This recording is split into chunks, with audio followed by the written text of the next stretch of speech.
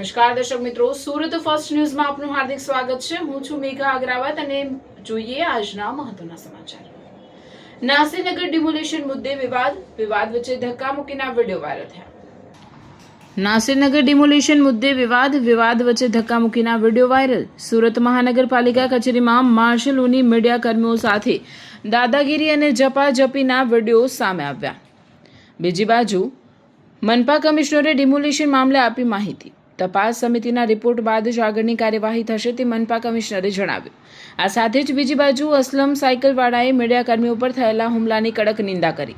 Commissioner અને mayor મીડિયાની જાહેર માફી માંગે તેવી કોંગ્રેસની માંગ। 14 દિવસ બાદ પણ મનપા તરફથી સંતોષકારક સ્પષ્ટતા ન મળ્યાનો આક્ષેપ।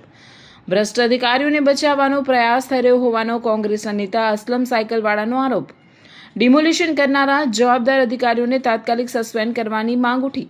સાથે જ મનપા કમિશનર એમ નાગરાજને કહ્યું કે તપાસ પૂર્ણ થયા પહેલા કોઈ નિર્ણય લેવો યોગ્ય નથી। ઉચ્ચ અધિકારીઓ કે રાજકીય દબાણ વગર નિષ્પક્ષ તપાસ થશે તેવી મનપા કમિશનરે ખાતરી આપી। નાસીનગરમાં અમારા અધિકારીઓ ગયા હતા, એના વિષયમાં આજે નિવેદન પણ થયું હતું। આગળ જે બનાવ બન્યું છે એના વિષય તપાસ સમિતિ રચવામાં આવી છે। એ તપાસ સમિતિમાંથી જે પણ હશે એના મુજબ આપણે કામગીરી કરવાનું છે અને અત્યારે શાંતિથી તપાસનો વિષય છે તો આપણે એમાં અત્યારથી એક ડિસિઝન લેવું એ બરાબર નથી। આ ડિમોલિશન કોને કર્યું? ખાલી એક જ શબ્દમાં ડિમોલિશન કોને કર્યું? મને નથી ખબર સર ડિમોલિશન થયું છે કે નહીં? ડિમોલિશન થયું છે કે નહીં? આપણે વિડીયોમાં જોયું છે ઘણા બધા મકાનોનું જે છે એ તોડફોડ કરવામાં આવ્યું છે તો એ કઈ સંજોગોમાં બની છે એના માટે તપાસ સમિતિ રચવામાં આવી છે। એટલે હું આપ સૌને વિનંતી કરું છું કે તપાસ સમિતિની રિપોર્ટ આવે ત્યાં સુધી થોડું શાંતિ અધિકારી આશિષ નાયકે ડિમોલિશન નથી એવું કહે છે ને પોતે કબૂલ કરે છે। શું કહેશો? તમારા ઈશારે ઇન્ટરવ્યુ આપ્યું છે? જે રિપોર્ટ આવે તો તમારા કેવા પર ઇન્ટરવ્યુ આપ્યું છે? મારા રિપોર્ટ એક જ એમને એ પણ સક્ષમ અધિકારી છે, ડેપ્યુટી કમિશનર છે, ઝોનના ઇન્ચાર્જ અધિકારી છે। એ તો ઝોન માટે એ જ કમિશનર કહેવાય। તો શું વાંધો છે? તો એને ક્યાંથી આ ડિમોલિશન વિશેની માહિતી મળી? તમારી પાસે નથી? એ એમને પૂછો, મને પણ રિપોર્ટ મળ્યું છે, એમને પણ રિપોર્ટ મળ્યું છે। સાહેબને પૂછ્યું છે તો શાના માટે તપાસનો ઢોંગ કરવામાં આવે છે?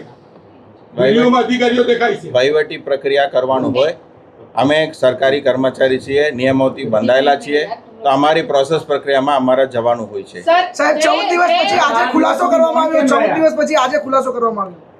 જ્યારે માહિતી મળશે ત્યારે જ ખુલાસો કરવામાં આવશે। સર ત્યાં નાસીનગરના લોકો છે એમને નોટિસ આપવામાં આવી હતી સર? એ તપાસનો વિષય છે। સર કયા મીડિયા વાળા પ્રેશર કરતા હતા? અધિકારી માનસિક બીમાર થઈ ગયા? કોઈ મીડિયાનો પ્રેશર નથી। અધિકારીઓ કહે છે મીડિયાનું तो क्यों मीडिया की पत्थर ठोक रहा है? આ ડિમોલિશન સાહેબ છેલ્લે એક લાઈનમાં ડિમોલિશન એસએનસીએ કર્યું છે કે ત્રાહિત વ્યક્તિએ કર્યું છે? એ તપાસનો વિષય છે, આપ સૌ જાણો છો। એસએનસીએ નથી કર્યું? એ તપાસનો વિષય છે, એના માટે તો સમિતિ બેઠાયેલું છે। અધિકારી છે અંદર, આપણા અધિકારી છે જે દેખાઈ રહ્યા છે વિડીયોમાં, તેમ છતાં પણ તપાસ કઈ રીતે તપાસ કરવાના છે? કારણ કે એ લોકો હાજરીમાં ડિમોલેશન થયું છે સાહેબ।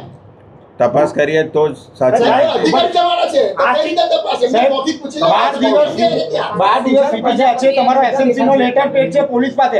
પોલીસ કહી રહી છે કે 30 માણસોનો સ્ટાફ માંડ્યો છે। કઈ રીતે સાહેબ? સર કઈ રીતે? એસએનસી નો લેટર પેડ છે પોલીસ પાસે। એસએમસી એક સરકારી કચેરી છે, નિયમો અને કાર્યપદ્ધતિ ચાલે, અને અમારે કોઈ પણ આવું પ્રશ્ન હોય તો તપાસ સમિતિની એને તપાસ કરવાનું પદ્ધતિ છે, એ પદ્ધતિ જ આપણે કર્યું છે।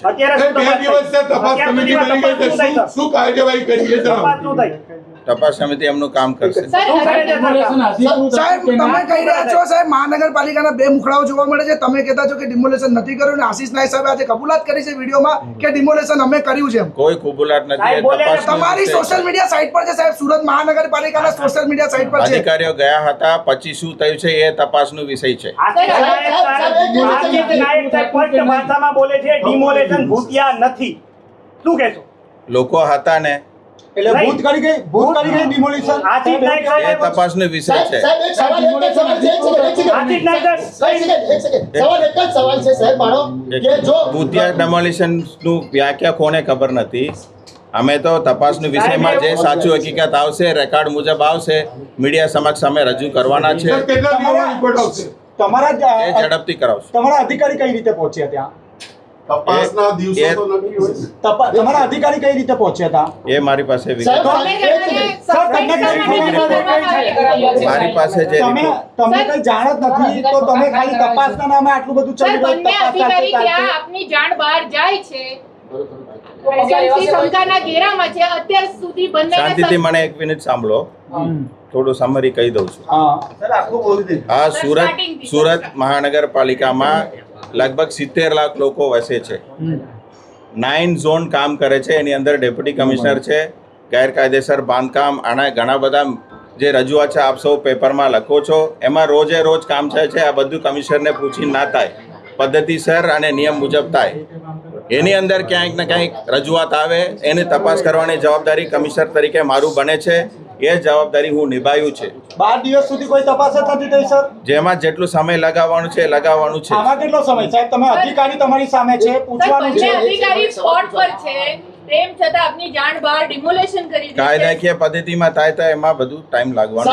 સસ્પેન્શન શા માટે સાહેબ, કર્યું? આશીષ નાયક સર છે મીડિયા પર બ્લેમ કરી રહ્યા છે પ્રેશરાઇઝ નો. કઈ રીતે પ્રેશર કરે છે? એમને કોઈ મીડિયા ઉપર સર, બેન સર, નથી એક કરી. સવાલ મારા મારો છે. દૃષ્ટિએ શહેરના મકાનો તૂટી જાય છે 100 થી વધુ. એક સેકન્ડ, એક જ સવાલ સાહેબ. એ વાત તપાસ કેમ મકાન તોડો પહેલા કેમ વિચાર્યું નહીં? કારણ કે 100 મકાન તોડ્યા આ રીતે તો આખું શહેર તૂટી જશે સાહેબ, અને પછી તપાસ કરવા પડશે. તમે એમ જ કહેશો મને નથી ખબર? વિચાર્યા વગર કરવું એ ખોટી વસ્તુ જ કહેવાય, પણ એ સાચું શું થયું છે એ તપાસનો વિષય છે. ટોરેન્ટ પાવરની ઓફિસમાં સાહેબ, સુરત મહાનગરપાલિકાએ ટોરેન્ટ પાવરની ઓફિસમાં બીજું પણ આપને કહું. કાપવા માટે લખાણ બીજું પણ આપને કહું, સાહેબ, સુરત મહાનગરપાલિકાના સોશિયલ મીડિયા સાઇટ પર આ વિડીયો છે. વિકાસ બોલવાની સાહેબ. જેને જે બોલવું હશે એ બોલવાના અધિકાર આ દેશમાં છે. એટલે આપ પણ મીડિયામાં આપનું ઓપિનિયન મંતવ્ય રજૂ કરો છો, એવી અધિકારીઓને પણ એમનું મંતવ્ય રજૂ કરવાનું હોય છે. અને તપાસનો વિષય છે એટલા માટે અહીંયા અમે કીધું કે થોડું સંયમ રાખીએ તો સાચું જે પણ છે બહાર આવશે. બીજું સાહેબ, આપના અધિકારીએ એક મંતવ્ય, એક મિનિટ પૂછું તો ખરો. આપના અધિકારીએ મંતવ્ય રજૂ કર્યો કે ડિમોલેશન અમે કર્યું છે અને આપ ના પાડો છો કે ડિમોલેશન નથી એ કર્યું. તપાસનો વિષય છે. મારી પાસે વિગત આવે તો હું આપને માહિતી આપી દઈશ. ત્યારે પણ 100 પરિવારના